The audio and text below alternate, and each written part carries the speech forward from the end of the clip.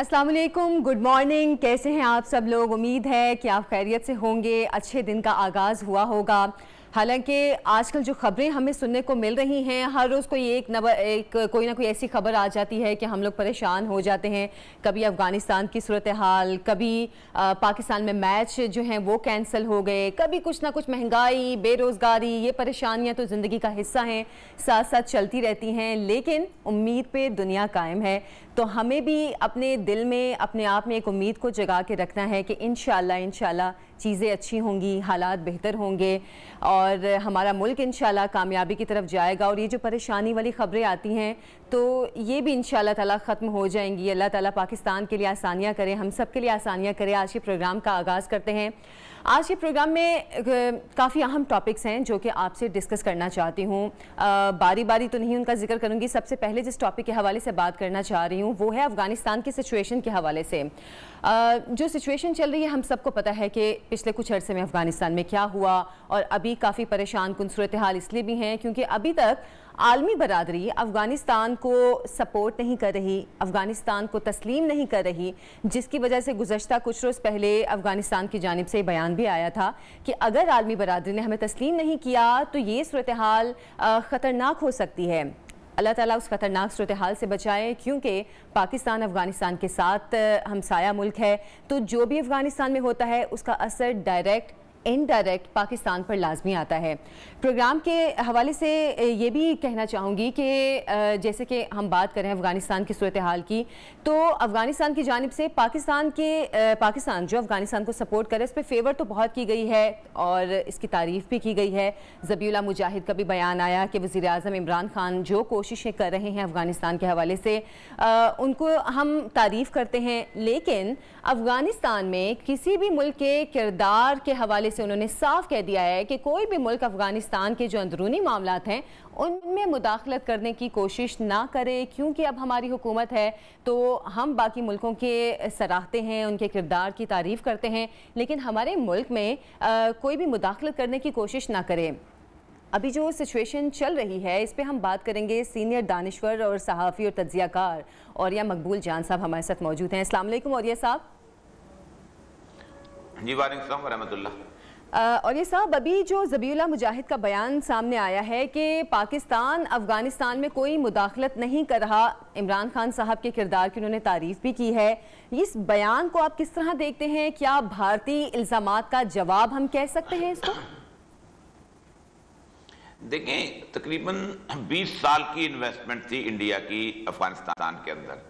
जिस दिन अमेरिका वहाँ दाखिल हुआ है उसके साथ ही भारत भी वहाँ पर दाखिल हो गया था और ख़ास तौर पर ईरान के रास्ते उसने एक रास्ता बनाया था। वो जो शुमाली इत्तेहाद के लोग जो थे, जो अमेरिका के साथ थे, उनके साथ उसके पुराने ताल्लुकात थे। 20 साल में इंडिया ने वहाँ तकरीबन $3 अरब जो है उसकी इन्वेस्टमेंट की थी और उस $3 अरब की इन्वेस्टमेंट जैसे तबाह हुई है तो उसके तो होश उड़ गए। अब उसके लिए कोई रास्ता नहीं था, खुद अमेरिका के लिए भी ये रास्ता नहीं था कि 20 साल अमेरिका ने $3000 अरब खर्च किए हैं और अमेरिका की पूरी माइट, पूरी ताकत, सब कुछ वो 60-70 हज़ार तालिबान के हाथों शिकस्त खा जाए तो ये किसी को यकीन नहीं आता था। और दुनिया जो थी वो बड़ी हैरान थी और दोनों मामलात के अंदर भारत भी और अमेरिका दोनों भी शर्मिंदगी में थे। अमेरिका ने भी ये एक इल्ज़ाम लगाना शुरू किया कि असल में हम नहीं हारे, ये किसी तौर पर अंदर से मदद होती रही है, पाकिस्तान मदद करता रहा है। और भारत ने तो खुल के इसका जिसे कहते हैं इजहार करना शुरू कर दिया, यहाँ तक कि जो थोड़ी सी 2-3 दिन की पंजशेर की लड़ाई थी उसके अंदर उसने कहा कि पाकिस्तान के फौजी वहाँ गए हुए हैं, वो लड़ रहे हैं। आप खुद सोचें कि जहाँ 48 मुल्कों की अफवाज जो हैं वो तालिबान को शिकस्त नहीं दे सकी और बड़ी बुरी तरह जिल्लत आमेज तौर पर वहां से निकली हैं, वहां पाकिस्तान की थोड़ी बहुत मदद जो है वो क्या कर सकती थी। लेकिन दुनिया के अंदर यही मामलात हैं कि दुनिया में प्रोपेगेंडा के तौर पर जिंदा रहने की कोशिश की जाती है। इसीलिए ज़बीउल्लाह मुजाहिद ने कहा कि, और उन्होंने पहले भी कहा अगर हम 33 जिले जो हैं वो खुद फतह कर सकते थे तो 3 जिलों के लिए पाकिस्तान की जरूरत नहीं थी, हम लोग वो भी 3 जिले भी हम खुद फतह कर। यही है असल सूरत हाल और इसका उन्होंने जवाब दिया है और दुनिया भी अब मानती है कि दुनिया को पता चल गया हुआ है कि इंडिया की प्राइमरी जो सोर्स है वो कोई नहीं है, सिर्फ प्रोपेगेंडा की बुनियाद पे चलता है। अच्छादार है अफगानिस्तान के हवाले से, उसको आप किस तरह देख रहे हैं? क्योंकि वज़ीर-ए-आज़म भी मुसलसल कोशिशें कर रहे हैं कि दुनिया अफगानिस्तान को तस्लीम कर ले, और पाकिस्तान की जानिब से आलमी फोरम्स पे भी बार बार ये बात कही जा रही है कि दुनिया अफगानिस्तान को तस्लीम करे, वरना एक खतरनाक सूरत हाल पैदा हो सकती है। देखिए, दुनिया तस्लीम करे ना करे, इलाकाई मुल्कों को फौरन तस्लीम करना चाहिए। दुनिया क्यों तस्लीम करेगी फौरन? इसकी दुनिया तो वो है जो एक इत्तेहाद बना के 18 अक्टूबर वाले दिन 2001 को अफगानिस्तान में दाखिल हुई थी। कौन से मुल्क थे जो अफगानिस्तान पे हमला करने आए थे? अमेरिका था, बरतानिया था, फ्रांस था, इवन ऑस्ट्रेलिया की फौजें थी। कौन से ऐसे मुल्क थे जिसकी फौज, यहाँ तक टर्की तक की फौजें यहाँ पर मौजूद थी, पूरा नेटो था, 48 कंट्री। तो वो तो तस्लीम नहीं करे, वो तो शिकस्त खुर्दा लोग तो तस्लीम नहीं किया करते। लेकिन जो इलाकाई इत्तेहाद थे जो उस वक्त नहीं, उनके साथ ताजिकिस्तान था, उज्बेकिस्तान था, किर्गिस्तान था, तुर्कमानिस्तान था, चीन था, ये रूस थे, ये थोड़े से अलहदा थे। अगरचे कि आलमी बदराजी का उन्होंने भी साथ दिया था, लेकिन इनको फौरन तस्लीम करना चाहिए, खासतौर पाकिस्तान को भी तस्लीम करना चाहिए। तो पाकिस्तान को तस्लीम करने के 2-3 फायदे हैं। जी जी बिल्कुल, जी जी। अच्छा, मैं यहाँ पे आपकी बात कता कलामी की माजरत, मैं सिर्फ आपसे ये जानना चाह रही थी, आप कह रहे थे जो खित्ते के मुमालिक हैं उनको तो फ़ौरन तस्लीम करना चाहिए, ऐसा नहीं लगता? क्योंकि एक ऐसी फीलिंग आती है कि जैसे जो खित्ते के मुमालिक हैं वो कुछ कशमकश का शिकार हैं, वो तस्लीम करना भी चाह रहे हैं लेकिन शायद कुछ आलमी दबाव की वजह से तस्लीम कर भी नहीं पा रहे। देखिए, आलमी दबाव को ये तालिबान भी समझते हैं और हम लोग भी समझते हैं कि 5 साल जो तालिबान की हुकूमत थी 1995 से लेके 2001 के सितंबर अक्टूबर तक, उस हुकूमत ने साबित किया था कि तालिबान जो हैं दुनिया की आलमी बरादरी की मदद के बगैर एक पीसफुल और पुरअमन अफगानिस्तान जो है वो कायम कर सकते हैं। यानी आप अंदाजा करें कि 2-3 ऐसे मुल्ला मोहम्मद उमर के इक़दाम थे जिन्होंने दुनिया को हैरान कर दिया था। मुल्ला मोहम्मद उमर ने ऐलान किया था कि कल से यहाँ पर पॉपी नहीं उगाई जाएगी, यहाँ पर जो 97% ड्रग्स जो अफगानिस्तान से जाती हैं पूरी दुनिया को वो नहीं होंगी, और एक सिर्फ ऑर्डर से 2% पे रह गई थी, यानी 95% पॉपी खत्म हो गई थी अफगानिस्तान से। उन्होंने कहा था कि अपना असला वापस कर दो, हम थोड़े से तालिबान है लेकिन हम तुम्हारी जान की हिफाजत देते हैं। पश्तून सोसाइटी से असला वापस ले लिया था और एक पुरअमन अफगानिस्तान बना लिया था। ये मॉडल जो है ना, इस मॉडल की एक अंदर से बड़ी नफरत सी है। एक तो ये है बुनियादी तौर पर कि वो नहीं तस्लीम करना चाहता। दूसरा यह है कि दुनिया आलमी दबाव ने दुनिया ने एक चिट पकड़ाई हुई है, और वो चिट जो है वो बड़ी हमने भी पकड़ी हुई है, सबने पकड़ी हुई है कि जी तालिबान जो है एक ऑल इंक्लूसिव गवर्नमेंट बनाना शुरू करें, सबको मिलकर मुश्तरका गवर्नमेंट। भाई वो क्यों बनाएं? क्या इमरान खान जो है वो अपना जरदारी के साथ और उसके साथ मिलकर नवाज शरीफ के साथ मिलकर गवर्नमेंट बनाएगा? क्या जो बाइडेन ट्रंप के साथ मिलकर गवर्नमेंट बनाएगा? क्या अपना वो जो है राहुल गांधी के साथ मिलकर नरेंद्र मोदी गवर्नमेंट बनाएगा? कोई नहीं बनाएगा, कोई बनाता ही नहीं। ईरान के अंदर भी ऐसी सूरत हाल नहीं, हालांकि वहां विलायत फिकी मौजूद है लेकिन कोई गवर्नमेंट नहीं बनाता। एक ये। फिर दूसरी बात है कि एक बहुत बड़ा चाइनीज अखबार में बहुत आया था कि एक बहाना बनाया जाता है कि हम औरतों के हकूक के लिए वहां जा रहे हैं और उसके नाम के ऊपर कहा जाता है कि औरतों को हकूक दो।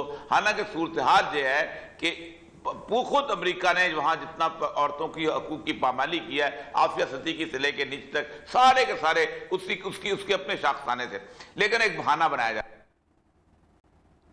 अच्छा, इस पे तालिबान बयान भी दे चुके हैं कि भाई हमारा एक अपना कल्चर है, हमारे खित्ते के अपने हालात हैं, तो हम इसके मुताबिक चलेंगे। हम अपने मुल्क में जाहिर है बैरूनी दुनिया का या वेस्ट का कल्चर तो नहीं लेकर चल सकते। अच्छा, और ये सब एक सवाल यहाँ पे जो भारत के प्रोपेगंडे के हवाले से आपसे मैं करना चाह रही थी कि भारत ने पिछले कुछ दिनों में, जैसे कि आपने पंजशेर का भी जिक्र किया था कि उस पर भी कहा जा रहा था कि पाकिस्तान के फौजी वहाँ पे गए हैं, एयर स्ट्राइक्स भी हुई हैं।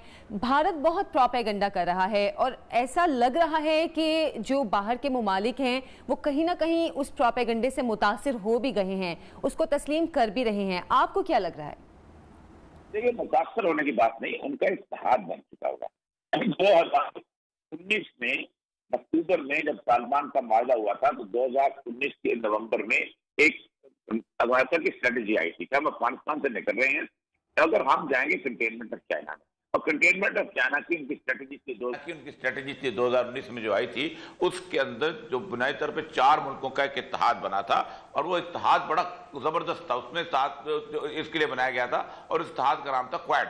उसमें था भारत, ऑस्ट्रेलिया, जापान और अमेरिका। और ये इत्तेहाद जो है ये खित्ते में चीन के खिलाफ बनाया गया था। अब चीन के खिलाफ जो भी इत्तेहाद बनेगा वो ऑटोमेटिकली पाकिस्तान के खिलाफ खुद ब खुद हो जाएगा, क्योंकि पाकिस्तान चीन की पुराने ताल्लुकात, पाकिस्तान के बगैर चीन का सीपैक मुकम्मल नहीं है। यही वजह है कि इंडिया अगर झूठ भी बोलता है तो उसको तस्लीम करते हैं। अभी देखिए क्वेट का जो पहला इवेंट हुआ था वो हुआ था प्योंगयांग, जो उनकी जो लेक है उसके ऊपर, जो लद्दाख के अंदर, और वहां से शिकस्त खाने के बाद अब वो एक ही रास्ता उनके नजदीक सूझा हुआ है कि इंडिया पाकिस्तान की अगर लड़ाई कराई जाए तो इस इंडिया पाकिस्तान की लड़ाई के दौरान होगा ये कि सीपैक डिस्टर्ब हो जाएगा और चाइना की जो है कंटेनमेंट का जो हमारा हदफ जो है वो पूरा हो जाएगा। इसलिए इंडिया को वो खुद अपने इत्तेहादी होने की वजह से, क्योंकि वो झूठ भी बोले तो उसको मानते हैं क्योंकि उनका इत्तेहादी है। इंडिया, अमेरिका अब हमारा इत्तेहादी नहीं रह गया खित्ते में, अमेरिका भारत का इत्तेहादी है। अमेरिका ऑस्ट्रेलिया का, अब देखें ऑस्ट्रेलिया की जो उनकी डील उसने कैंसिल कराई है आप दोनों की फ्रांस के साथ कि हम न्यूक्लियर अपदे हमसे खरीदे, क्योंकि हमसे खरीदेंगे तो हम चाइना को कंटेन करेंगे। अच्छा, और ये सब मतलब हम ये कह सकते हैं कि इंडियन प्रोपेगेंडे को सपोर्ट करने में इन तमाम ममालिक का, ये बैरूनी ममालिक जो हैं उनका भी हाथ है?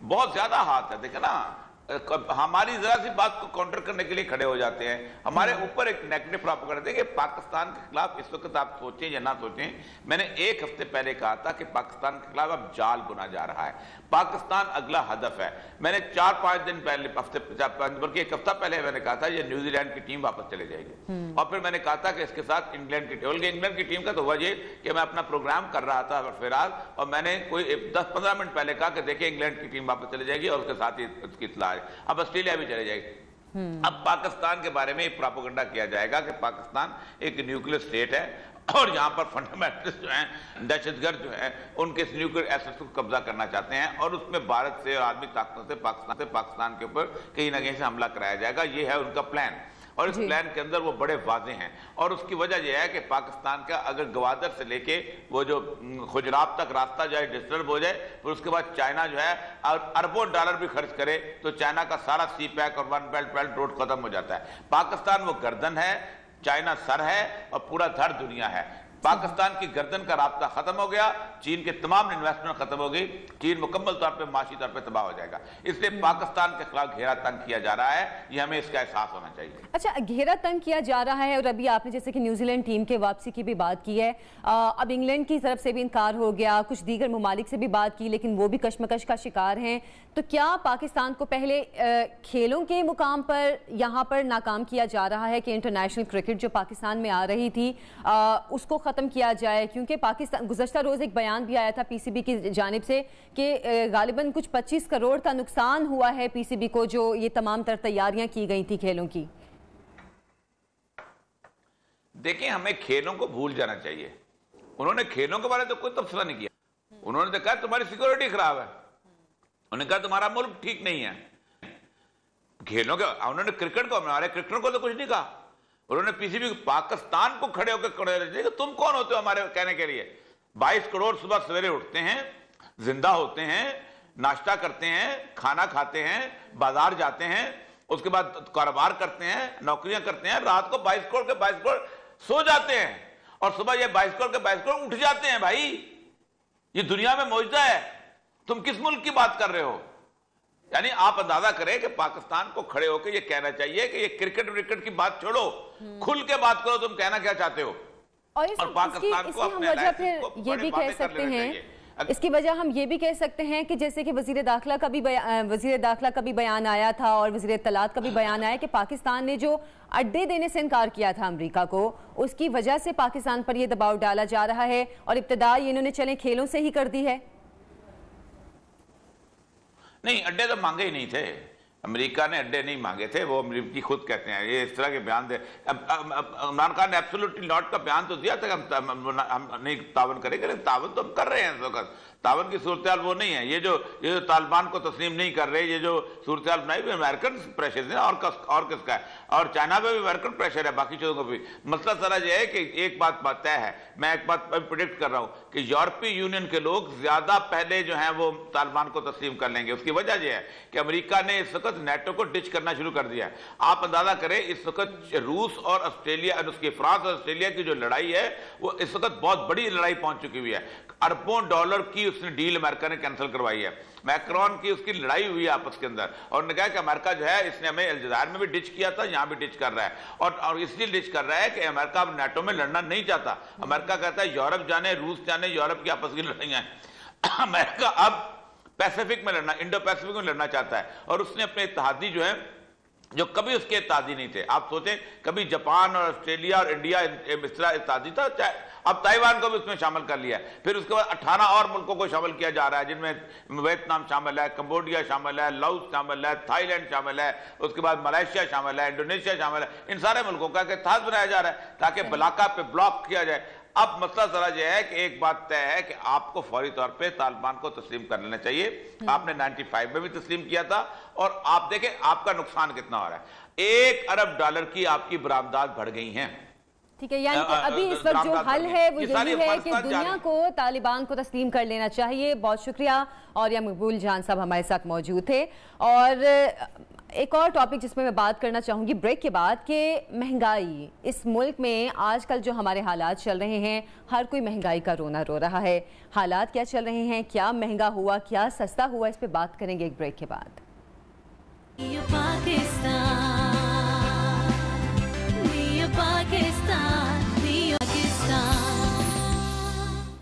Welcome back. प्रोग्राम में आपको एक बार फिर से खुश आमदीद कहते हैं। और जैसे कि मैंने प्रोग्राम के स्टार्ट में बात की थी कि ये महंगाई, परेशानियां तो साथ साथ चलती रहती हैं, लेकिन हमें उम्मीद रखनी चाहिए कि इंशाल्लाह चीज़ें अच्छी होंगी, हालात बेहतर होंगे, क्योंकि हुकूमत भी बार बार कहती है कि इंशाल्लाह पाकिस्तान को हम बदल के दिखाएंगे। बहरहाल फिर परेशानी की ही बात करने लगी हूँ कि महंगाई हो रही है, और यूटिलिटी स्टोर्स पे ख़ास तौर पर चीज़ें काफ़ी महंगी हो गई हैं, क्योंकि यूटिलिटी स्टोर एक ऐसी जगह थी जहाँ कहा जाता था और ये तस्वुर किया जाता था कि जो मुतवस्सित तबके वाले हैं या आम लोग हैं या निचले तबके वाले लोग हैं, आवाम हैं, उनको वहाँ मार्केट से कुछ सस्ती चीज़ें मिल जाती हैं। लेकिन अब यूटिलिटी स्टोर्स पे भी वही हालात हैं जो कि आम मार्केट्स में हैं।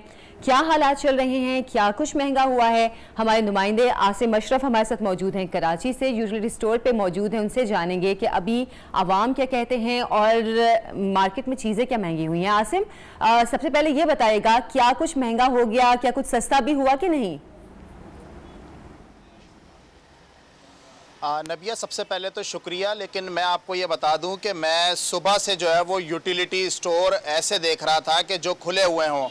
कुछ यूटिलिटी स्टोर के इंतज़ामिया से हमारी बात हुई तो उनका ये कहना है कि ग्राहक आने को तैयार नहीं है, तो इसलिए अब हम भी जो है वो बड़े आराम से खोलते हैं। तो इसलिए हमने जो है वो शहर की मुख्तलिफ रिटेल मार्केट्स और होलसेल मार्केट्स का जो है वो विज़िट करना शुरू किया था। आपने ये सवाल किया कि क्या कुछ महंगा हो गया है, तो मैं ये बताऊंगा कि देखें सब कुछ ही महंगा हो गया है, चंद एक चीज़ें बाकी हैं। यहाँ पर लोग कह रहे हैं कि खुदारा उसके बारे में ना बताएं वरना उस पर भी एक्शन ले लिया जाएगा और वो भी महंगी हो जाएंगी। सबसे पहले मैं आपको यहाँ पर बताऊंगा, बल्कि दिखाऊंगा कि हम अपने बचपन में ये जो नमक है, इस नमक को जो है वो 3 रुपए और 7 रुपए का लाया करते थे, और अभी कुछ दिन पहले तक ये 15 रुपए का मिल रहा था। और अब माशाल्लाह से ये इसकी कीमत 20 रुपए फी थैली हो गई है। अच्छा, मतलब नमक भी इतना महंगा हो गया है कि कहाँ 3 चले छोड़े, 3 तो बहुत बचपन की बात है, हम 10 भी नहीं कह सकते कि 10 रुपए का भी नहीं है। नबीहा, आप खुद खातून खाना हैं और लाजमी सी बात है किचन में आप मौजूद होती होंगी कि नमक ऐसी चीज़ होती थी कि पड़ोसी बड़े आराम से दे दिया करते थे कि जी खाला नमक चाहिए और मुझे आप थोड़ा सा नमक दे दें। लेकिन अब शायद ये नमक भी जो है वो लोगों को उस तरह से दस्तयाब ना हो सके। 20 रुपए की थैली हो गई है। अच्छा, आगे चलते। आसिम, यहाँ पे कह सकते हैं कि नमक अब सिर्फ जख्मों पर छिड़कने के लिए रह गया है, इतना महंगा हो गया है। बिल्कुल, नमक ज़ख्मों पर छिड़कने के लिए भी महंगा होगा, क्योंकि अब किसी को ज़ख्मों पर नमक भी छिड़कने के लिए फ्री में कोई नहीं देगा। अच्छा, आगे हम चलते हैं। आगे चल के जो है वो कुछ चीज़ों की, ये पैक आइटम है, ये आप देख रही होंगी कि ये पैक आइटम है, और ये भी पहले आवाम की दस्तरस में होते थे, लेकिन अब ये भी जो है वो आवाम की दस्तरस से बाहर हो चुके हैं। इनमें अगर मैं खुश्क दूध की बात करूं, अगर चाय के पत्ती की पैकेट की बात करूं, तो सब पर जो है वो 5-5, 10-10 रुपए जो है वो बढ़ा दिए गए हैं। खूर्दनी तेल, खाना पकाने का जो तेल है, उस पर भी आज के जो उसके रेट हैं यहाँ पर दुकानदारों ने बताया वो 320 रुपये फ़ी किलो आज से वो शहरियों को दस्तयाब होगा, क्योंकि कोई महीने भर पहले वो 270 और 280 रुपये क्वालिटी के हिसाब से जो है वो शहरियों को दस्तयाब होता था। यहाँ पर आप ये सजी सजाई दुकानें हैं, लाखों का माल यहाँ पर लोगों ने लगाया हुआ है, लेकिन दुकानदारों का कहना है कि ख़रीदार ना होने के बराबर हैं। अच्छा, एक चीज़ और है जो बुनियादी ज़रूरतों में इस्तेमाल होता है, हमारे जो वॉशरूम और बाथरूम्स में जो साबुन और इस तरह की जो अशिया होती हैं, शैम्पू वगैरह, वो भी जो है वो यहाँ पर महंगी कर दी गई हैं। ये देखें, ये टोकरी भरी हुई है, इन साबुन को कोई ख़रीदने वाला यहाँ पर नज़र नहीं आ रहा है, क्योंकि माशाल्लाह से साबुन पर भी जो है वो 10 रुपये बढ़ा दिए गए हैं और दीगर अशिया भी इस तरह से महंगी की गई हैं। तो और यहाँ पर जो शहरी है, एक तो अव्वल है कि सुबह का वक्त है, शहरी जो है वो अपनी आपको आसिम, अगर मेरी आवाज़ आ रही है तो आपसे ये जानना चाहूँगी कि अब आप जो रेट्स बता रहे हैं, ऐसा लग रहा है कि हर दुकानदार या हर मार्केट का अपना रेट है, क्या चेक एंड बैलेंस नहीं है? कोई इनको देखने वाला नहीं है कि हुकूमत क्या रेट दे रही है और जो दुकानदार हैं वो क्या रेट लगा रहे हैं?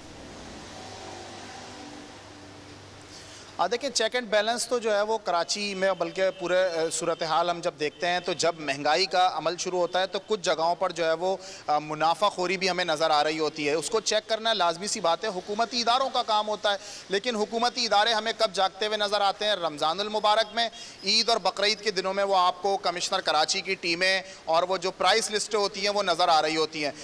किस चीज़ की कितनी कीमत बढ़ी है और दुकानदार किस कीमत में बेच रहा है, इसको जांचने के लिए पूरा साल इन 2-3 महीनों के अलावा ना तो हमें कोई टीम नज़र आती है, ना जो है वो यहाँ पर कोई ऐसा हमें ज़िम्मेदार शख्स नज़र आ रहा होता है कि जो आके मार्केटों में, बाज़ारों में ये चेक करे कि जी असल कीमत क्या है और किस कीमत पर जो है वो इसको फ़रोख्त किया जा रहा है। यहाँ पर सूरत हाल जो है वो दिन ब दिन इतनी ज़्यादा होती जा रही है कि कुछ चीज़ें हुकूमत महंगी कर रही है और कुछ जगहों पर जो है वो दुकानदार मुनाफाखोरी के ज़रिए जो है वो आवाम को उसका नुकसान पहुँचा रहा है। लेकिन सूरत हाल हर गुजरते दिन के साथ जो है वो ख़राब होती जा रही है। मैंने आपको शुरू में मिसाल दी ना, नमक एक ऐसी चीज़ है कि जब मेरी अम्मा भी वो मंगवाया करती थी तो 7 रुपए की मुझे याद है कि मैं थैली लाया था और आखिरी कुछ बेगम ने मंगवाई थी तो वो 10 से 12 रुपए की थैली थी।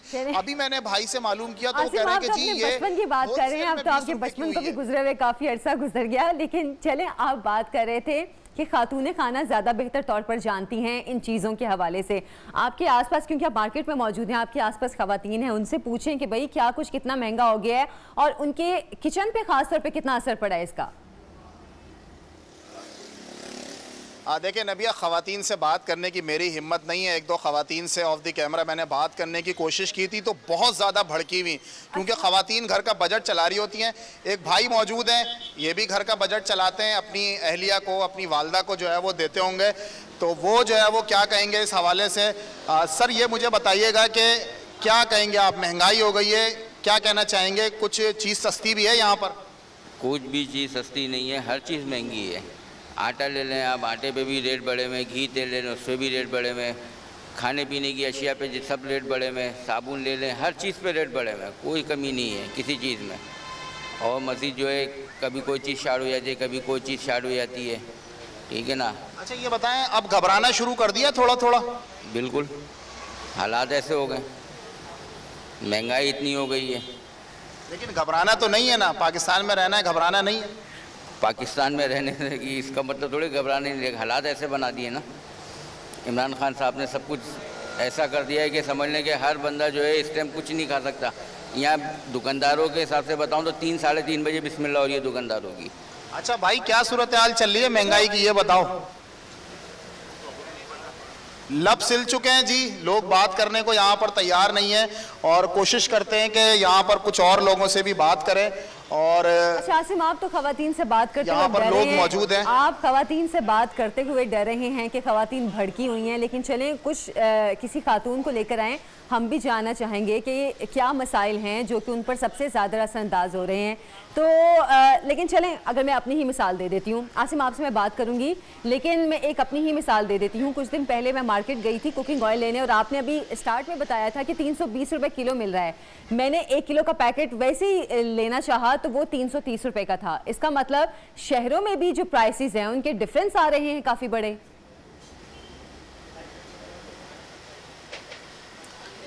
देखें, ये वाली बात आपकी दुरुस्त है कि हुकूमत ने कुछ कीमतें बढ़ाई हैं और फिर उसको रिफ़ाइन ऑयल और अच्छा ऑयल और मुख्तलिफ कंपनीज़ का नाम देके ब्रांडेड ऑयल देकर जो है वो 10-15 रुपये बढ़ा दिए जाते हैं। लेकिन मैं खुले तेल की अगर बात करूं, जो खुर्दनी तेल जो है वो उस पर जो है वो इस वक्त जो आज की कीमत है कराची में वो 310 रुपये से 320 रुपये तक फ़ी किलो फ़रोख्त किया जा रहा है। अच्छा आसिम, चले हम किचन के हवाले से बात करें। कुकिंग ऑयल, नमक, चीनी, आटा, दालें, ये सब तो महंगी हुई हैं, हमें पता है इस चीज़ का। फल हम शुरू से ही बात करते हैं, मतलब मेरा ख्याल है कि जब बचपन में भी हम सुनते थे तो यही सुनते थे कि फल आम आदमी की पहुंच से दूर हो गया। फलों के रेट्स में कितना इजाफा हुआ है, इस हवाले से दुकानदार क्या कहते हैं या जो रेहड़ीबान हैं वो क्या कहते हैं? देखिए, फलों के रेट, फल हकीकत में जो है वो सिर्फ गरीब से नहीं, मुतवस्सित तबके से भी दूर होता जा रहा है। सूरत हाल यह है कि जो छोटा साइज़ का जो सेब है, जो पहले कोयटा से और दीगर इलाकों से आया करता था, वो आराम से 70 से 80 रुपए किलो जो है वो दस्तयाब होता था, लेकिन अब वो भी 100 रुपए किलो तक दस्तयाब है। दीगर फलों की अगर बात करें, केला एक ऐसा फल था जो आपको 40 रुपये, 45 रुपये, 50 रुपये फ़ी दर्जन मिल जाया करता था, आज वो भी 60 रुपये और 70 रुपये दर्जन जो है दस्तयाब है। यहाँ पर जो है वो सीजनली फल की बात नहीं हो रही है, मैं उन फलों की बात कर रहा हूँ जो हमेशा जो है वो आपको मार्केट में नज़र आते हैं। ऐसे फल जिसमें हम अनार की अगर बात करें तो अनार तो बंदा खा नहीं, सोच भी नहीं सकता है कि अनार जो है वो 300-350 रुपये फ़ी किलो इस वक्त जो है वो मार्केट में आया है। अभी जब अनार की मज़ीद फसल अगर आएगी, मज़ीद जो है वो जब अनार मार्केट में उतरेगा तो शायद कुछ 20-30 रुपये फ़ी किलो जो है वो कम हो जाए। लेकिन एक गरीब आदमी, और बल्कि गरीब तो छोड़े, मुतवस्सित आदमी भी जो है वो इस तरह का सीजनली फल अपने बच्चों को, अपनी फैमिली को खिलाने का सोच नहीं सकता। तबके की बात कर रहे हैं, मेरा तो ख्याल है कि जो अब थोड़ा अमीर तबका है वो भी कुछ फल जो हैं वो सोच समझ के ही लेते हैं, क्योंकि फलों के रेट्स इतने ज़्यादा आगे तक चले गए हैं। आसिम अशरफ हमारे साथ मौजूद थे, आपका बहुत शुक्रिया। और आपने उम्मीद नहीं छोड़नी और घबराना भी नहीं है, क्योंकि वज़ीर आज़म ये कहते हैं कि आपने घबराना नहीं है। बहरहाल हमने महंगाई के हवाले से बात की है कि मार्केट में इस वक्त क्या चीज़ें महंगी हैं। सस्ता तो खैर कुछ भी नहीं हुआ, महंगा हो रहा है। कुछ और टॉपिक्स पे भी हम बात करेंगे, लेकिन अभी एक छोटी सी ब्रेक लेंगे। आपने कहीं नहीं जाना।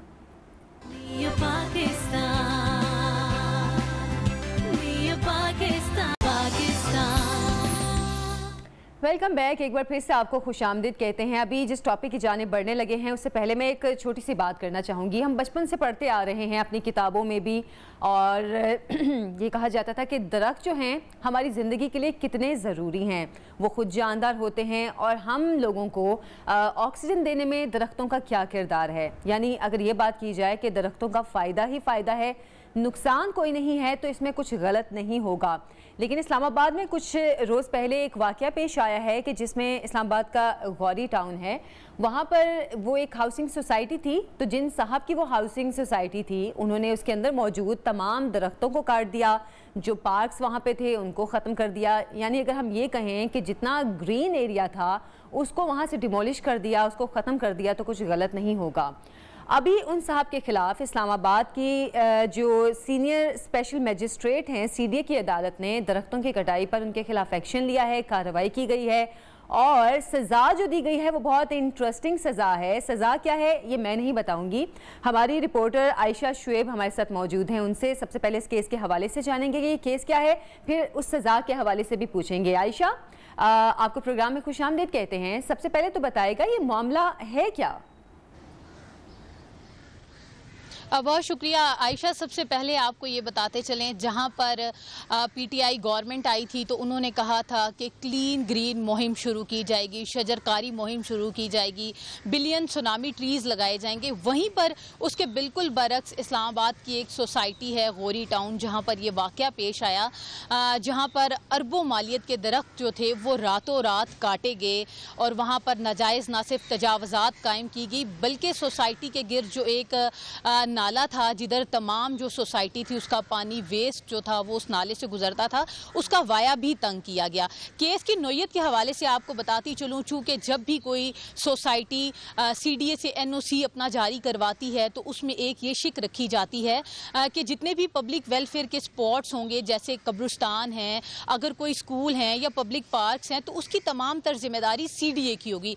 लेकिन बदकिस्मती से ये जो गौरी टाउन थी, जिसके CEO चौधरी उस्मान साहब थे, जिन्होंने रातों रात अरबों मालियत के ना सिर्फ दरख्त काटे बल्कि वहाँ पर जो स्कूल्स थे उनको भी ख़त्म कर दिया, पब्लिक वेलफेयर की जितनी जगहें थी उनको ख़त्म करके वहाँ पर उन्होंने नाजायज़ तजावज़ात जो थी वो कायम कर ली, जिसकी बुनियाद पर जो है ये CDA के स्पेशल मजिस्ट्रेट हैं जिनकी अदालत में ये केस चल रहा था, जहाँ पर एनवायरनमेंट विंग ने तकरीबन 2.5 अरब मालियत के चालान जमा करवा रखे थे, जिसके बाद गुज़श्ता रोज़ ये फ़ैसला हुआ जिस पर जो चौधरी उस्मान थे वो अदालत में अपने वकला के हमरा पेश हुए और अदालत ने जब फ़ैसला सुनाया तो उनको 3 साल के लिए जो है वो कैद की सज़ा दी गई और इसके साथ साथ उनके ऊपर 1.5 अरब रुपए जुर्माना किया गया।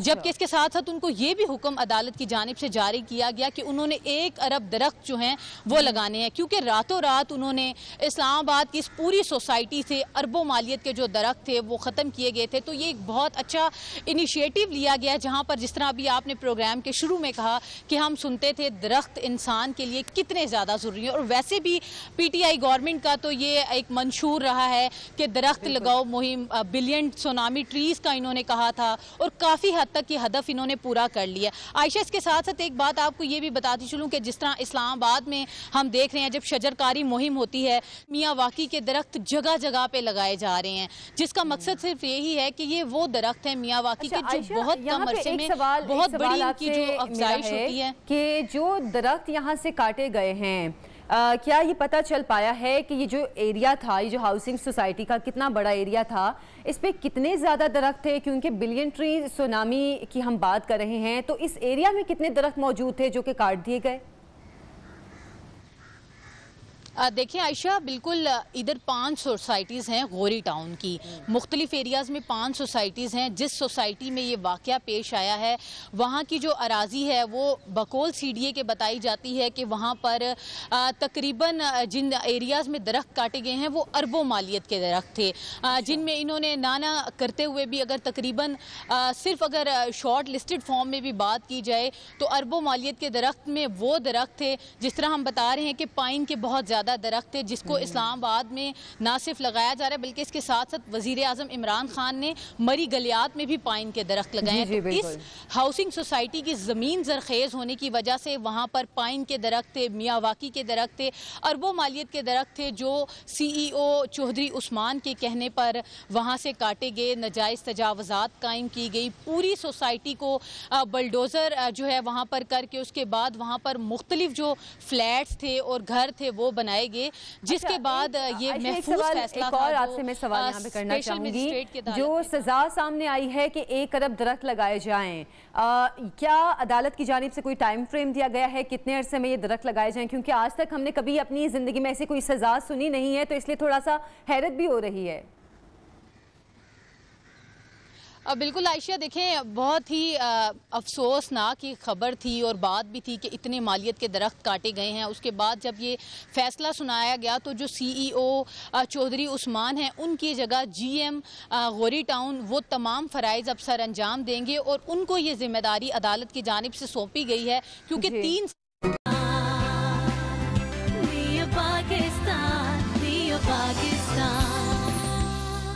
ब्रेक के बाद आपको खुशामदीद कहते हैं। कुछ दिनों पहले पाकिस्तान में क्रिकेट के हवाले से काफ़ी जोश व खरोश हम देख रहे थे, जैसे कि न्यूजीलैंड की टीम भी जब पाकिस्तान में आई तो पाकिस्तानी ख़ास तौर पे, हम बात करते हैं क्रिकेट लवर हैं, हमारे यहाँ पे गेम्स को पसंद किया जाता है, लोग इस चीज़ को पसंद करते हैं कि बाहर के मुल्कों से लोग हमारे मुल्क में आएँ, खेलें, और ताकि हमें भी ज़्यादा मौके मिलें दूसरे लोगों से मिलने का, अपने मुल्क में दीगर खेलों को देखने का। न्यूजीलैंड का ये वाक़या पेश आया, उससे कई वाक़यात सामने आए।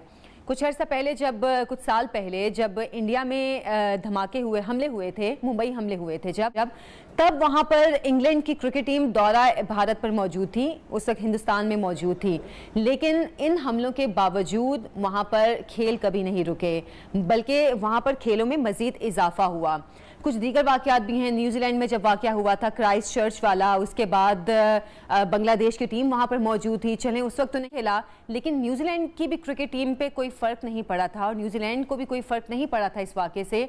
उनकी भी टीमें जाती भी रही थी और न्यूजीलैंड में भी गेम्स होते रहे थे। पाकिस्तान में हाल ही दिनों में ऐसा कोई वाक़या हुआ नहीं है, लेकिन उसके बावजूद न्यूजीलैंड की जानिब का जो रवैया अपनाया गया बहुत अफसोसनाक रवैया है। और इस पर ये बातें अभी फ़िलहाल तो की जा रही हैं कि न्यूजीलैंड क्रिकेट बोर्ड के खिलाफ एक्शन लिया जाएगा, आईसीसी में जाया जाएगा। अभी जाते हैं, क्या होता है ये तो बाद की बातें हैं, लेकिन ये जो एक सिचुएशन चल रही है, ये सिचुएशन किस तरफ जाएगी, इसमें हम बात करेंगे। स्पोर्ट्स एनालिस्ट हैं हमारे साथ इरफान ज़हीर साहब, उनको प्रोग्राम में खुशामदीद कहेंगे। इरफान साहब कैसे हैं आप? इरफान साहब, जैसे कि मैंने 1-2 कंट्रीज़ की मिसाल दी है, भारत में भी हुआ, न्यूजीलैंड में भी हुआ, लेकिन पाकिस्तान की टीम उसके बाद न्यूजीलैंड भी गई थी। लेकिन पाकिस्तान में ऐसी क्या बात है, क्या जो बातें की जा रही हैं कि पाकिस्तान अफगानिस्तान को सपोर्ट कर रहा है, एक ये, और एक पाकिस्तान ने अमेरिका को या दीगर मुल्कों को फौजी अड्डे नहीं दिए, कि इस वजह से पाकिस्तान पे प्रेशर डालने की कोशिश की जा रही है खेलों के मैदान में? थोड़ा सा ओवरऑल देखना पड़ेगा इसको। अगर मैं थोड़ा सा पीछे लेके चले तो पाकिस्तानी क्रिकेट दुनिया की वाहिद क्रिकेट टीम है जिसने हर कंट्री को सपोर्ट किया। 96-97 में श्रीलंका के हालात हम सबको याद होंगे, वर्ल्ड कप हुआ, कुछ टीम वेस्ट इंडीज़ और ऑस्ट्रेलिया नहीं खेलने गई, और उसके फ़ौरन बाद वर्ल्ड कप के बाद पाकिस्तानी टीम ने 97 में दौरा किया। तो तमिलनाडु के आपको पता है काफ़ी फेमस वो एक था गवर्नमेंट के साथ इश्यूज, और पाकिस्तान ने उसमें ट्रैवल किया। फिर उसके बाद बांग्लादेश किया, फिर उसके अलावा पाकिस्तान ने जिम्बाब्वे कोई टीम नहीं जाती थी, पाकिस्तान ने उधर विजिट किया। और इसके अलावा बेतहाशा एग्जांपल्स हमारे पास प्रेसिडेंट मौजूद हैं कि पाकिस्तान ने हमेशा हर टीम को सपोर्ट किया। मेरा मानना यह है कि रिलीजन और पॉलिटिक्स से ये बिल्कुल सेपरेट चीज होती है स्पोर्ट्स, और इसको सेपरेट ही रखना चाहिए। लेकिन इसको सेपरेट नहीं रखा जा रहा। हम आईसीसी में भी इंडिया का इन्फ्लुएंस देखें तो वो बहुत स्ट्रांग है।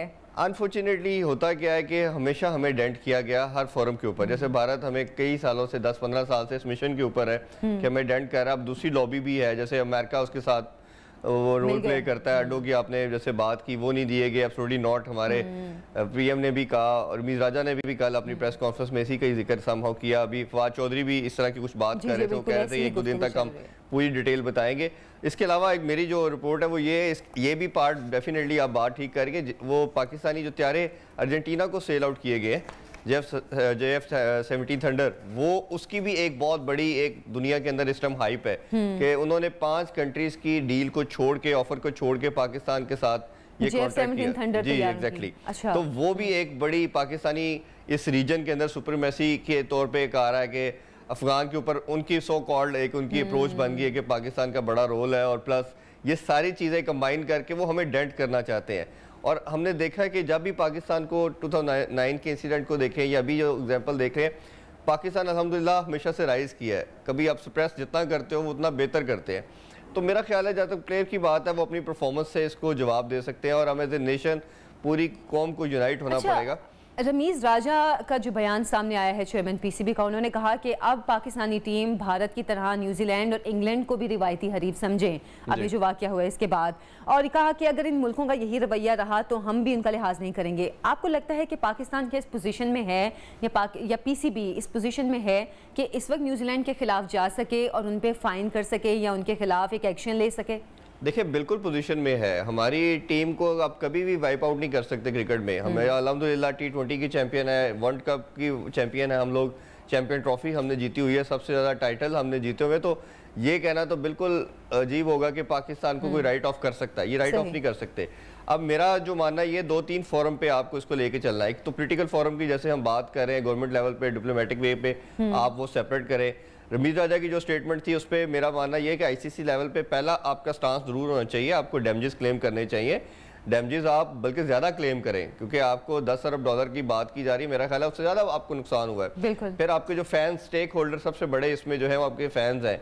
फिर आपकी जो क्रिकेट को डेंट पहुंचा है, आप कम अज कम मेरा ख्याल है कि शायद 1.5-2 साल अब कोई बड़ी टीम पाकिस्तान ना आए, किसी को बेस बना के। अभी ऑस्ट्रेलिया भी नहीं आएगी। अभी जब लेकिन श्रीलंका ने भी तो कहा है कि अगर पाकिस्तान हमें दावत देता है तो हम ये एशियन टीम ही आएंगी ना, वो बड़ी टीम की बात रीजन की जो टीम आ रही है, वेस्टर्न टीम आपको डिस्टर्स पे करेंगी, वही लॉबी की बात आ जाती है। तो आपके पास ऑप्शन क्या बचती हैं? भारत आपसे वैसे ही नहीं खेलने को तैयार, सिर्फ श्रीलंका और बांग्लादेश आपके पास बचती है, या तीसरी टीम आपके पास जिम्बाब्वे की है, अफगानिस्तान की टीम है, तो ये 2-4 ऑप्शन ही आपके पास बचती हैं। तो मेरा ख्याल है कि इसको देखो, मेरा अपना मानना ये है कि आपको इंटरनेशनल कोर्ट ऑफ जस्टिस में भी जाना चाहिए। अच्छा, आपको उधर भी जाके इसको लेके प्ली लेनी चाहिए कि हमें इन्होंने इन टर्म्स ऑफ फाइनेंशियल भी हिट किया, मॉनेटरी वैल्यूज भी क्लेम करें और ओवरऑल ज्यादा डैमेजेस क्लेम करें कि इन्होंने हमारी साख को भी डेंट किया है। कोई रीजन नहीं बताई इन्होंने। इरफान साहब, अगर ये जो बातें की जा रही हैं अब इन मुल्कों की जानिब से कि अगर पाकिस्तान हमसे न्यूट्रल वेन्यू पे खेले तो हम तैयार हैं इसके लिए, एक तो क्या अब इस सिचुएशन में पाकिस्तान के लिए पॉसिबल है कि वो इन मुल्कों के साथ, खासतौर पे न्यूजीलैंड और इंग्लैंड के साथ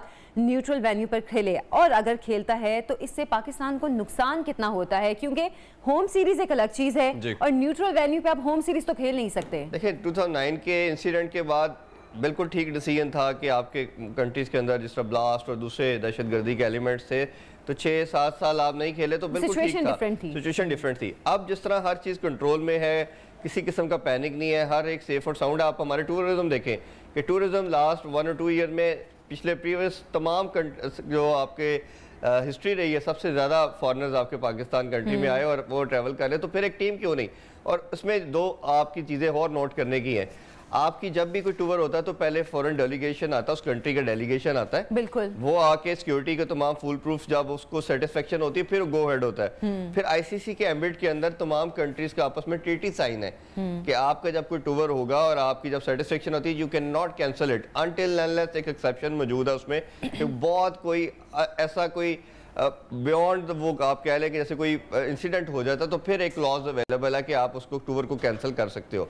विदाउट एनी रीजन आप कैंसिल नहीं कर सकते। और ना क्रिकेट की हिस्ट्री में ऐसा कोई प्रेसिडेंट मिलता है हमें कि पहले किसी कंट्री ने इस तरह 11th आवर के ऊपर या इवन उससे पहले भी पहुंचने के बाद टूर को कैंसिल किया हो। तो मेरा ख्याल है ये हर फोरम पे इसको उठाना पड़ेगा। और जो आपने न्यूट्रल वेन्यूज पे बात की, ये बिल्कुल नहीं अब करना चाहिए। आपको आज स्टांस लेना पड़ेगा, आपको स्ट्रिक्ट एक्शन लेने होंगे और साथ ये बताना होगा कि आज के बाद हम भी किसी को फैसिलिटेट नहीं कर रहे। मतलब आप जारहाना रवैया अपनाना होगा। जी बिल्कुल अपनाना होगा, अदरवाइज तो आपको वो एज ए ग्रांटेड लेते रहेंगे और जिस तरह जिसका दिल किया उसने यूज किया, उसके बाद आपको वो उन्होंने यूज करने के बाद फेंक दिया। और अब आपने किसी को फैसिलिटेट करना है इन फ्यूचर तो पहले आपने लाइकवाइज उसी तरह के सिमिलरली उनसे रिस्पॉन्स आपने रिटर्न लेना है। वसीम अकरम का भी ट्वीट ये सामने आया था कि इस तमाम उम्र भेड़ बनने से बेहतर है एक दिन शेर बन जाए। हाँ बिल्कुल सही बात अच्छा है। एक चीज़ और भी है कि अब जैसे कि ये कहा जा रहा था जो ये ट्रिप कैंसिल हुआ न्यूजीलैंड का कि 5i जो उनका एक इंटेलिजेंस कोई ग्रुप है उसकी वजह तरफ से थ्रेट आया था। अब अगर कोई मुल्क किसी दूसरे मुल्क में खेलने जाता है और उनका कोई अपना इंटेलिजेंस ग्रुप बना हो, वो इस तरह उस ग्रुप के थ्रेट की वजह से कि उस ग्रुप को थ्रेट आ गया है तो वो नहीं खेलें, वो कैंसिल कर दें, तो वो मुल्क किस पोजीशन में होता है जिसमें खेलने जाए, जैसे पाकिस्तान आए थे वो किस पोजीशन में होता है कि वो इनके खिलाफ एक्शन ले सके? देखिए ये बड़ी एक लेम एक्सक्यूज की बात कर रहे हैं वो लोग। अगर कोई थ्रेट था तो ऑब्वियसली हमारी एजेंसीज अल्हम्दुलिल्लाह दुनिया की बेस्ट एजेंसीज हैं, ऐसे ही बेशक, ठीक है, हमारी सिक्योरिटीज बड़ी जबरदस्त है। आप उनसे शेयर करते, आपकी कोई रिजर्वेशन थी आप उनको टाइम देते, आप पहला ओडीआई ना खेलते, दूसरा ना खेलते, चले वनडे ना खेलते, आप कहते जी वनडे को हम पोस्टपोन कर रहे हैं, हम इधर वेट कर रहे हैं, आप मेक श्योर करें। पहले हमारी गवर्नमेंट का जब पीएम लेवल का बंदा आपको हेड ऑफ स्टेट आपको इंश्योर कर रहा है कि we are making you ensure कि कोई इशू नहीं है, हम आपको सिक्योरिटी दे रहे हैं, आपकी डेलीगेशन होके जा चुके, आप 2-4 दिन ले सकते थे, आपस में कन्वर्सेशन करते हैं, उसकी डायलॉग करते हैं। हमेशा मेरा मानना यह है कि दुनिया की हर चीज़ का मसले का हल कन्वर्सेशन डायलॉग है। जब आप डायलॉग ही नहीं करेंगे, बात ही नहीं करेंगे और विदाउट एनी रीजन, अभी तक उन्होंने थर्ड लेवल नहीं बताया क्या था, ऐसे ही है वेग सी बात करके आप तो इस तरह, तो फिर दुनिया में कोई काम नहीं चलेगा, ना इंडिविजुअल लेवल पे चल सकता है। आप इधर घर से मूव करते हो, आप कई रास्ते में कैब लेते हो ट्रस्ट लेवल, तो कंट्री लेवल्स के ऊपर भी ऐसे ही होता है कि आपकी टोटल आपकी जो डीलिंग होती है वो ओबियसली ट्रस्ट पे चल रही होती है। और प्लस आप जो रैशनल चीजें हैं जो आप फोर्स ही कर रहे होते हो, आपने डेलीगेशन आया, उन्होंने सिक्योरिटी मेजर देखे, हेड ऑफ स्टेट का आपको दिया गया, खुद बल्कि सिक्योरिटी टीम आई थी सारा कुछ देखने के लिए। 4 दिन वो कंटिन्यूसली ग्राउंड में जाकर प्रैक्टिस करते रहे। तो जब 4 दिन आपको सिक्योरिटी प्रोवाइड की गई थी तो क्या आपको 5वें दिन मैच वाले दिन प्रोवाइड नहीं करनी थी? बिल्कुल, इवन दो जब इन्होंने जाने से खेलने से इनकार किया तो पाकिस्तानी गवर्नमेंट ने और पीसीबी ने इनको कहा कि हम स्पेक्टेटर्स के बगैर मैच करवा देते हैं। आप ये कहते हैं तो हम टोटल का रूट जो है उससे बियॉन्ड भी चेंज करने के अलावा हम उसके साइड की तमाम जितना डिस्टेंट के इलाके हैं उसको भी बंद कर देते हैं। अब जब आपकी उस रूट को भी कोई टच नहीं कर सकता तो फिर आपको स्केयर एलिमेंट का तो 1% डाउट नहीं बचता। तो ये सारा लेम एक्सक्यूज था और ये जो पॉलिटिकल गेम है ये मोस्ट लाइकली वो ज्यादा मतलब वो ज्यादा स्ट्रांग है यहाँ पे। अच्छा, आईसीसी की हम बात करें, यहाँ पाकिस्तान कह रहे हैं हम आईसीसी में जाएंगे। हमने कुछ अर्से में देखा है कि इंडिया का आईसीसी पे बहुत ज्यादा असर है, बल्कि ये कहना भी गलत नहीं होगा कि आईसीसी इंडिया के हाथों में ही है। तो अब ऐसी सिचुएशन में जबकि इंडिया भी पाकिस्तान में जो खेल है वो खत्म करने के दर पे है और अब ये मुल्क भी मैदान में आ गए हैं, पाकिस्तान किस तरह आईसीसी में अपने मौक़िफ़ को पेश करेगा? देखिए बिल्कुल ठीक कहा आपने, आईसीसी को काफी हद तक गन जो है वो इंडियन बोर्ड कर रहा है क्योंकि फाइनेंशियली बहुत स्ट्रांग है। हाँ जी। और जो बिग 3 आया था भारत, ऑस्ट्रेलिया और इंग्लैंड का भी, इन्होंने अपनी डोमिनेंस शो की और सुपरमेसी इन्होंने दिखाई दुनिया को। वो तो पाकिस्तान और कुछ कंट्री ने जोर लगा के उसको खत्म तो कर दिया, लेकिन अभी भी हमें देख रहा है कि उनकी जो इंक्लाइंड है आईसीसी का होता है हमेशा इन्हीं कंट्रीज की तरफ होता है। चाहे वो आप इंडिविजुअल लेवल पे प्लेयर्स की हद तक देख लें, किसी को बैन करते हैं तो पाकिस्तानी प्लेयर है, कोई और मसला आता है तो हमेशा पाकिस्तान की टीम को सफर करना पड़ता है। तो मुझे इसलिए कोई ज्यादा उम्मीद नहीं है आईसीसी से, इसीलिए मैं बात कर रहा हूँ कि आपने हायरार्की तो फॉलो करनी है ना जी। आपका जो पहला फोरम है वो तो ओब्वियसली आपको आईसीसी के पास जाना है, बट अगर आईसीसी आपको रिलीफ नहीं देता तो आपको इंटरनेशनल कोर्ट ऑफ जस्टिस में जाना चाहिए। तो क्या पाकिस्तान, अब जैसे कि इंग्लैंड ने भी इनकार कर दिया, न्यूजीलैंड ने भी इनकार कर दिया, क्या पाकिस्तान इस सिचुएशन में है कि इन मुल्कों के साथ खेलने से इनकार कर दे कि अब हम नहीं खेलेंगे इनके साथ? बड़ा अच्छा क्वेश्चन है, इसमें दो चीजें करनी चाहिए। देखें, आप क्या कर सकते हैं, जिस तरह मैंने कहा कि आपको इन रिटर्न डिमांड करना है, आपको डैमेजेस क्लेम करने हैं। तीसरा, आपको ये बात करनी है अब उन कंट्रीज के साथ कि हम आपके कंट्री में आके आप नहीं खेलेंगे। ठीक है, पाकिस्तान मैंने जैसे कहा आपको कोई भी राइट ऑफ नहीं कर सकता, बहुत बड़ी टीम है हमारी। तो आप उनसे डिमांड करें कि भाई अगर आप हमारे कंट्री में आके जो बायलैटरल सीरीज नहीं खेल रहे तो हम आपकी कंट्रीज में आके बायलैटरल सीरीज नहीं खेलेंगे। सही है, आप भी हमसे अगर न्यूट्रल वेन्यू पे खेलेंगे तो हम आपकी जो डोमेस्टिक सीरीज है वो भी हम न्यूट्रल वेन्यू पे खेलेंगे। आप इस तरह के एक शटअप कॉल दे, एक स्ट्रॉन्ग मैसेज दे, देखें इंशाल्लाह चीजें बेहतर होंगी। अगर आप वही टिमिड अप्रोच के साथ, डरे हुए स्केर्ड अप्रोच के साथ मूव करेंगे तो मेरा नहीं ख्याल आपको कुछ गेन करने वाले हैं। अच्छा, हम यही बात कर रहे हैं कि मतलब इस वक्त पीसीबी को भी काफ़ी स्ट्रांग अपना रवैया रखना पड़ेगा, गवर्नमेंट का इसमें क्या किरदार होगा? देखिए दोनों का बड़ा इसमें इंपॉर्टेंट रोल है। पहले मैं पीसीबी की बात कर लेता हूँ। पीसीबी के लोगों की मुझे कुछ लैकनेस नज़र आई। अगर थोड़ा सा मैं पीछे लेके जाऊँ तो आपको याद आ रहा होगा कि जब हमारा पीएसएल हो रहा था, जो सेकंड लेग होनी थी पीएसएल की यूएई के अंदर, पूरे 10 डेज आपको डेली टीवी पे न्यूज़ मिलती थी पीएसएल होने जा रहा है, कैंसिल जा रहा है, कैंसिल हो रहा है, पोस्टपोन हो रहा है, कैंसिल हो गया है, प्लेयर्स को वीज़े नहीं मिले, अच्छा वापस बैठा दिया, कई लाहौर रह गए, कुछ गए जा ही नहीं सके। तो इनकी भी जो लैकनेस है वो तो बड़ी स्ट्रॉन्ग नजर आई। अच्छा, इसमें एक रोल मुझे नजर आया एहसान मानी का, जो कि हमें बड़ा एक साइलेंट रोल प्ले कर रहे थे और जो हमें किसी को नजर नहीं आता, हम कहते थे वो तो कुछ करता ही नहीं है। आज मैं कल भी एक टीवी चैनल पे बात कर रहा था कि अब आपको पता चला कि उस बंदे की कुछ वैल्यू थी। वो आईसीसी के चेयरमैन भी रहे और वो पाकिस्तान के अगर चेयरमैन, एक ही मुझे उनका रोल अच्छा नजर आया। देखिए, जिसकी अच्छी चीजों से एक्नॉलेज करना चाहिए। बिल्कुल। उनकी देखिए, आपका जो बड़ा नाम होता है ना, बड़ा बंदा, ये जो पीसीबी के चेयरमैन की सीट है, मेरा वैसे पर्सनली मानना है ये इसमें क्रिकेटर की जरूरत नहीं है, ये इट्स मोर एडमिनिस्ट्रेशन जॉब। ठीक है, आपका ये इदारा है, ये लाजमी नहीं कि इस इदारे को गवर्न कोई एक्टर या कोई शोबिस का बंदा करे या कोई जर्नलिस्ट ही करे, जर्नलिस्ट ही करे, क्योंकि ये एक एडमिनिस्ट्रेशन की जॉब है, उसने एक इदारे को रन करना है। Same likewise in PCB as well. तो एहसान मानी की जो से थी, आपके हेड ऑफ जो दूसरे कंट्री के जो थे पीसीबी के, दूसरे जितने भी बोर्ड्स है क्रिकेट बोर्ड के कंट्रीज के या आईसीसी के अंदर, वो बड़ी एक वर्थ रखते थे। उसकी वजह से आपने देखा कि आपकी टीमों ने पाकिस्तान आना शुरू कर दिया था जैसे ही एहसान मानी आए। आपके श्रीलंका आई, बांग्लादेश आई, जिम्बाब्वे आई, वेस्ट इंडीज आई, साउथ अफ्रीका आई, और इनको भी लेके आने वाले जो थे वो एहसान मानी थे। जैसे ही वो उनका टेन्योर खत्म किया गया, आपको डेंट पड़ गई। तो एक तो ये है कि जो उनकी रिप्लेसमेंट में लोग हैं उनको भी स्ट्रांग होना पड़ेगा। वसीम खान अपना क्रेडिट लेते थे एहसान मानी की जगह, ये बड़ी एक क्लियर आप लोगों को बात होनी चाहिए कि वसीम खान हमेशा कहते थे कि मैं टीमों को लेके आ रहा हूँ। अगर वो लेके आ रहे थे और एहसान मानी का रोल नहीं था तो आपका रोल तो एक मंथ के अंदर एक्सपोज हो गया। बिल्कुल कि उनका रोल था या आपका रोल था। तो वो तो आपने देख लिया कि उनको फोन किया, ये नहीं कन्विंस कर सके। तो पीसीबी लेवल पे आप लोग, आपको right person for right job लगाने पड़ेंगे।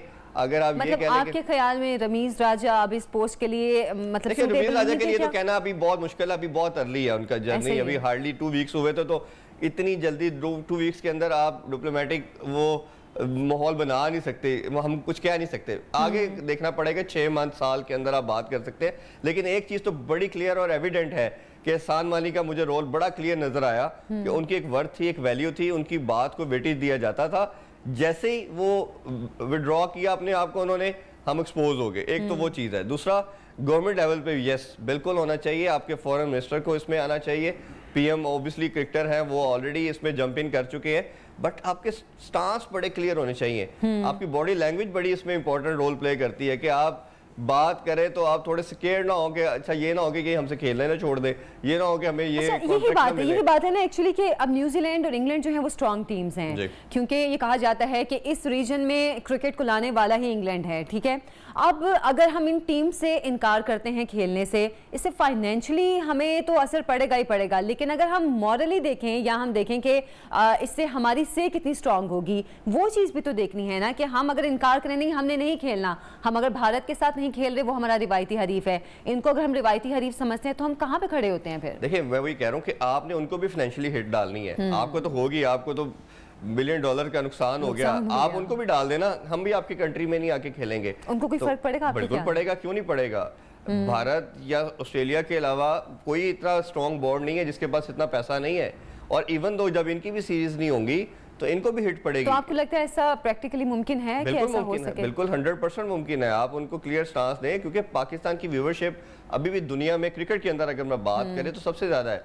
आईसीसी की जो चैंपियन ट्रॉफी का फाइनल हुआ था पाकिस्तान और भारत का, उसकी व्यूवरशिप वर्ल्ड कप के जो फीफा वर्ल्ड कप का फाइनल था उससे भी ज्यादा थी। तो ये तो आप बिल्कुल नहीं पकड़, जैसे शुरू में कहा कि पाकिस्तान की जो वैल्यू है उसको कभी भी राइट ऑफ नहीं कर सकते कि इसकी कोई वैल्यू नहीं है, तो आपको स्टांस बड़ा क्लियर लेना पड़ेगा हर फोरम के ऊपर। अच्छा, हम इंटरनेशनल क्रिकेट को पाकिस्तान में लाने की बात करते हैं। अब हमारे जहनों में शायद कहीं ये है कि जो गोरे आएंगे वो हमारे मुल्क में आएंगे तो शायद वही इंटरनेशनल क्रिकेट है। हम अपने, जैसे हम बात कर रहे थे, अगर अफगानिस्तान की टीम है या बांग्लादेश की टीम है या श्रीलंका की टीम है, हम शायद उनको इतना वो नहीं समझते इंटरनेशनल क्रिकेट पाकिस्तान में आ गई है। ऐसा है कि नहीं है? अभी वो आपकी बात ठीक है, क्योंकि समहाउ वो हमारी बेल्ट के लोग हैं ना, और वो उसी तरह के प्रोग्रेसिव वो कंट्रीज के अंदर आते हैं, तो वो हम उसको उस तरह शायद वैल्यू नहीं देते। एक गोरी चमड़ी का तो एक हमारा पुराना एक माइंड सेट है कि हम उसको ज़्यादा वैल्यू देते हैं। इधर आईसीसी को ये देखना है, तमाम बोर्ड्स को भी ये देखना है, वेस्टर्न बोर्ड्स को खासतौर पे, उनके प्लेयर जब हमारा PSL होता है या कोई भी लीग होती है, उसको इंडिविजुअल लेवल पे जब पैसे दिए जाते हैं वो तो आ जाता है हमारे पास। ऐसे ही है। जैसे वो कंबाइन एज ए टीम की बात होती है तो प्रॉब्लम आ जाता है। जिस तरह कल बटलर ने भी बयान दिया, माइकल वॉन ने भी बयान दिया कि ये बिल्कुल अनजस्टिस चीज़ है कि माइकल थर्टन ने बयान दिया कि ये इंग्लैंड ने बहुत बड़ी ज्यादती की पाकिस्तान के साथ। तो आपको अब इस तरह के स्टेप्स लेने, और ये प्रेसिडेंट है बहुत बड़ा आपके पास कि इंडिविजुअल प्लेयर आ सकता है, इन एज ए टीम नहीं आ सकता, तो ये सब आपको देखने की जरूरत है।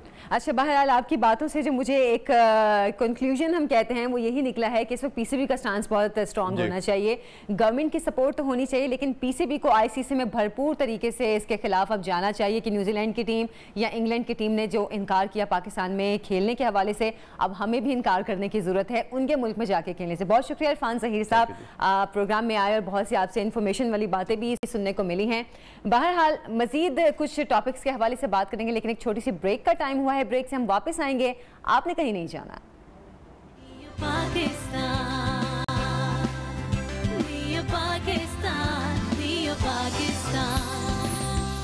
Welcome back. प्रोग्राम में आपको फिर से खुशामदीद कहती हूँ। अगले टॉपिक की जानिब जाने से पहले एक मिसरा कहना चाहूँगी। किसी शेर की आमद है कि रंग कांप रहा है। एक मुख्तसर सा मैं एक पैराग्राफ पढ़ना चाहूँगी। 3 मुसल्लह डाकुओं का रास्ता रोका तो उन्होंने बराह रास्त फायरिंग कर दी। मेरे पास पिस्तौल में सिर्फ 4 गोलियां थीं जो पहले लम्हे ही ख़त्म हो चुकी थीं। अगर उनके रास्ते से हट जाता तो 7 गोलियों का जख्म सहने से बच जाता और वो फरार हो जाते, जो कि मुझे कबूल नहीं था।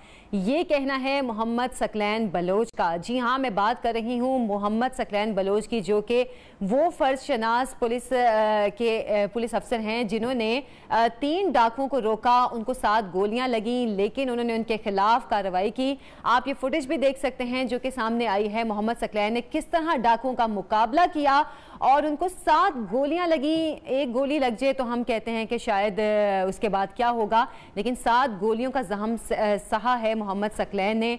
हमारे प्रोग्राम में भी आज मौजूद हैं मोहम्मद सकलैन, उनसे हम बात करना चाहेंगे। सकलैन, अस्सलाम वालेकुम, आपको प्रोग्राम में खुश आमदीद कहूँगी। कैसे हैं बहुत आप? मेहरबानी। वालेकुम अस्सलाम मैडम। सकलैन कैसे हैं? सबसे पहले अपनी सेहत के हवाले से हमें बताइएगा।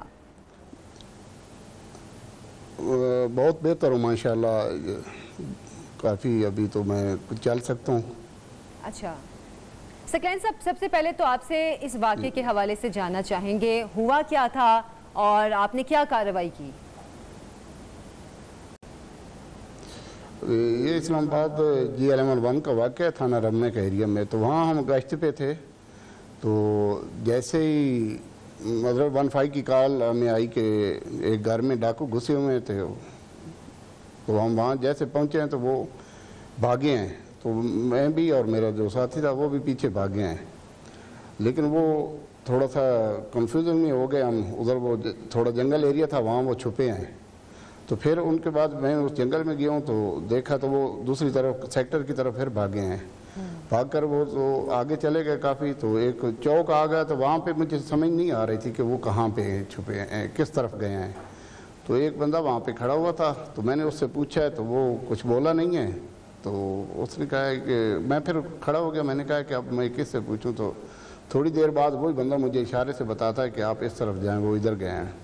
तो एक मोटरसाइकिल वाला लड़का आया है वहाँ मेरे पास, तो उसको मैंने कहा कि यार मुझे ले जाएं। तो वो जैसे ही मुझे लेकर वहाँ गया है, एक गली में गए हैं और दूसरी में जैसे यहाँ गए हैं तो वहाँ मार्केट के लोग बाहर निकले हुए थे। तो मैंने देख लिया कि ये डाकू इस तरफ गए हैं, उनके मार्केट वाले लोगों की तरफ से। तो जैसे मैं आगे गया हूँ तो आगे वो छुप रहे थे मेरे सामने, तो उन्होंने मुझे देख लिया पहले। तो जैसे मैंने उनको देखा तो मैं मोटरसाइकिल से उतरा ही हूँ तो उन्होंने फायरिंग शुरू कर दी। तो मेरे पास भी पिस्टल था, मैं उस टाइम अकेला था, जो मेरा साथी था वो पीछे रह गए थे। तो जब वहाँ उन्होंने फायरिंग